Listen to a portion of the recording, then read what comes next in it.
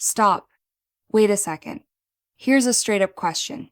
You have money, you want to enter crypto right now in April 2026. You're staring at the screen, and XRP is stuck in a sideways channel. Solana just bounced. BNB is holding like a rock. ETH has been the market's laughingstock for a while. And you're thinking, so where the hell do I go in? That's the right question. Because entering the wrong coin right now isn't just losing a little. It means sitting in the red while others are making multiples.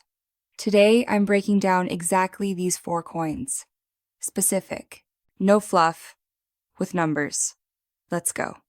Before we dive into specific coins, we need to understand what's actually happening around us. Because entering alts blindly, without understanding the macro picture, is like building a house without a foundation. April 2026 is a very interesting moment. The market is not in euphoria, but it's not in panic either. Bitcoin is holding its range, BTC dominance remains high, and that's a signal.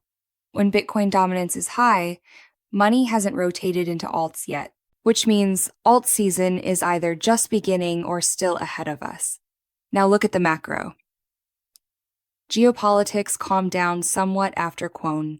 Talks of Fed rate cuts are gaining steam again. And historically, that's a bullish factor for risk assets, including crypto. The Clarity Act in the US is progressing, the XRP ETF is already a reality, the SOL ETF is under review. That's fundamental positive pressure for the entire sector. But here's the nuance most people ignore. Altcoins right now are priced as if the growth already happened. The fundamentals are good, but the price has already partially priced them in. That's exactly why you can't just close your eyes and buy everything. Today we're choosing and looking at which of these 4 coins has the best risk-to-reward ratio right now. XRP. Ripple. The coin the market keeps burying and then making multiples on. Right now it's trading around 1.33 below its recent highs. RSI is in the 38.45 range. The coin is not overbought. And exactly when a coin is not overbought, that's where the potential lives. What levels to watch? The April range for XRP runs from 1.2 to 1.5. Key resistance is 1.52. If XRP breaks and closes above 1.52 on the daily time frame, that's the signal. The door opens to 1.65 and beyond. Base scenario for April, 1.3, 1.4, 5. Bullish scenario, 1.5, 1.65. Support below, 1.27. That's the critical level. A breakdown through it, we reassess the position. On the fundamental side, things get interesting. XRP is not just a speculative asset. It's infrastructure for cross-border banking settlements. In 2026, that's no longer just theory. Ripple is being integrated into real banking systems. XRP settlement pilots are underway. Integration into CBDC systems is becoming reality. Long-term, heading into Q3 2026, the bullish scenario draws 2.5. But here's the problem with XRP right now. It's a narrative coin.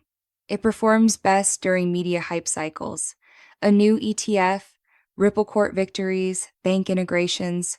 Without a catalyst, it just sits sideways. And right now, that's exactly what it's doing. My verdict on XRP, it's a coin for the patient.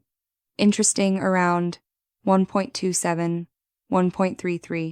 Stop below 1.2. Target 1.5, 1.65 by end of April. Risk-to-reward ratio is reasonable.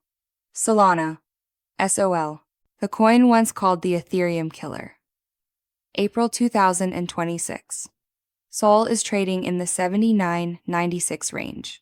April forecasts give an average around 89 with a range of 81 to 97. An honest breakdown. On one hand, this is still one of the best blockchain platforms in terms of speed and UX. DeFi on Solana is alive. Meme coins periodically explode on this network, generating massive volumes. On the other hand, the network has had outages that damaged institutional trust. Staking volume is around 419 million SOL at an annual rate of roughly 6%. A large portion of tokens are locked in staking, which theoretically reduces sell pressure. But every year, this adds about 25 million SOL to the market as rewards. Inflation exists, and it weighs on the price. Technically, SOL is interesting for entry in the 79.85 range. Key resistance above 96.100. A break and hold above 100 is a bullish signal that opens the road to 110, 120. A SOL ETF is under review that's a potential powerful catalyst. The key thing to understand about SOL, it's a high beta asset. When Bitcoin goes up, SOL goes up more. When Bitcoin drops, SOL drops harder. It's a leveraged bet on a bull market. My verdict on SOL: aggressive entry, high potential, high risk. If you're looking for a coin that could deliver 30-40% by end of April, SOL is candidate number one. But manage the position with discipline. Stop below 75. Target 96-105. BNB, Binance Coin. A coin many people underestimate precisely because it's boring. It doesn't do multiples in a week. But that's exactly why it's interesting. Right now, BNB is trading around 614. Short-term target, 642. April range, 590, 680. Key resistance, 651. Critical support, 581. Why is BNB special?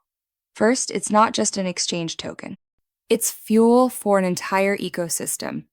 BNB chain, DeFi protocols, GameFi, millions of daily transactions. Built in fundamental demand. As long as Binance is the world's largest exchange, BNB has a floor. Second, the burn mechanism. Binance regularly destroys BNB, reducing the total supply.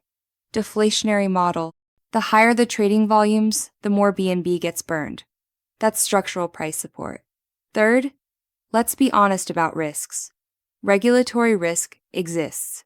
Binance went through serious regulatory problems, and the market remembers. Any negative headline about Binance hits BNB hard. Keep that in mind. Bullish scenario for April, breaking 651 opens the path to 720, 750. That's a potential plus 15-20% from current levels. My verdict on BNB: the defensive play within crypto. Less volatility, fundamental floor intact. Fewer multiples, but less stress. Entry, 590, 614. Stop below, 575. First target, 651, 680. Ethereum, ETH. Ultrasound money. Once upon a time. Now the coin of disappointment. Everyone says ETH is lagging. And here's the paradox. Exactly when everyone is disappointed, that's when potential starts accumulating in the coin. When everyone is disappointed, sellers have already exited, weak hands have dumped. Only holders remain. And a reversal requires far less buying volume to happen. The interesting entry zone for ETH is 1, 900, 2, 100. Targets in the bullish scenario, 2, 600, 2, 800. That's 25-35% potential from entry levels. Why has ETH been lagging? Competition from Layer 2 solutions ate into fee revenue. SOL, BNB Chain, and others took market share. The ETH BTC pair is near multi-year lows. But now, look at the other side. Real-world asset tokenization, one of the biggest narratives of 2026. A massive portion of RWA projects are being built on Ethereum. BlackRock, Fidelity, major banks that use Ethereum as the base layer for their blockchain products. This is not a meme coin. This is the foundational infrastructure of the financial system of the future. About 33.8 million ETH staked at roughly 4% annual yield that creates a powerful incentive to hold, not sell. And the historical pattern: on a bull market, liquidity flows in a very predictable sequence. First, Bitcoin rises, then Ethereum, then alts. If we're now in the post-Bitcoin phase, Ethereum is next in line. My verdict on ETH: the most asymmetric bet of the four, the highest potential relative to current price. But it requires patience. ETH is not fast money by end of April. It's a Q2 2026 bet. If your horizon is 1-2 months, ETH is extremely interesting. Now let's put it all together. 4 coins, 4 strategies. XRP, a catalyst bet. Sideways action, moderate risk, waiting for the 1.52 break. For the patient. Sol, a high beta bull market bet. Maximum upside potential, maximum risk. For aggressive traders. BNB, the defensive position. Less volatility, fundamental floor. For those who want exposure without extreme risk. ETH, long-term asymmetry. Historically cheap, institutional supporting it. The RWA narrative working in its favor. For a 1-2 month horizon. If I were allocating capital across these 4, the first portion goes into ETH as the core long-term position. The second into XRP as a catalyst bet with controlled risk. The third into BNB as a portfolio stabilizer. SOL, a small aggressive position with a hard stop. Last point, and the most important one. Know your time horizon. 2 weeks until end of April is a short horizon. On short horizons, technical analysis and catalysts are what matter. Leaders for this time frame: SOL and XRP. Know your risk tolerance. How much can you lose specifically, not abstractly? That determines position sizing. Never enter without a stop loss. Ever. Especially now, when a sideways chop can suddenly become a sharp flush. Don't split your capital across 10 coins. 3 positions with full understanding beats 10 positions in the dark every time. And watch Bitcoin. It's the conductor of the orchestra. While BTC holds strong, alts can rise. If BTC breaks its support, any alt will fold twice as fast as you expect. The crypto market in 2026 is not a casino. Institutions, algorithms, smart money are all operating here. You can win against them, but only if you have a plan. Which one of these coins are you holding right now? Drop it in the comments. And if this breakdown was useful, you know what to do. Subscribe, like, hit the bell. It helps the channel grow, and I'll keep making content like this for you. Until next time, trade smart, manage your risk, and may April be green.